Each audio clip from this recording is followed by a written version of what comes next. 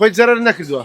والله کاکە شاکەمان هەمووی دەگاوێ ڕۆیە هەمووی تەڕبووە زەرەکی باشمان پێکەچەوەڕە بەئیستا بۆ مەزرایەکانیان چاکردیە مانگەکەم بەبێژ بووین ئێستا کەژەوە هەموو یا هەستای تۆ بە بارانە چکم باشە هەموو ساڵ ئێرە ئاوایە هەموو سارێ دوسێ جار ئاو هەردەستی ئەوە ئێستا کمە ئەگە ناتە ئێرانە مەترێک مەترە و 10 سانتیم زیاتر هەردەستی باشە بەشێک لە دوکاندارەکان دەرێن کێشەکە چارەسەر کرێ ئەو زۆر کۆنە بوویتەوە جارە.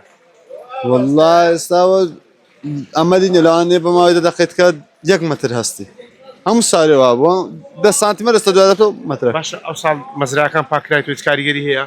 بە قورعان هەتا ئێستا دیار نییەوە ئێستا زارەوە ئاستایەگە و هابی باشە بەس ئەگە زیاتر بیاەوە هەمووی دەباتن لەگە خۆی.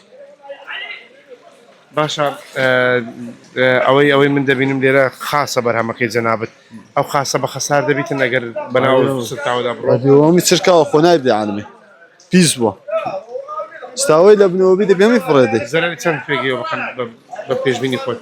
والله تا ئێستا حسابی 200-300 زاری بکە جەگە ئاوەکە زیاتر بێەوە زیاتریش دەگە خۆی دەبە هەمووی زەرەر لەسەر والله خوای گەورە قەرە بمانۆ بکاتەوە ئینشاءالله خوای گەورە بۆت قەرەبوو دەکاتەوە دەست خۆش بێتن.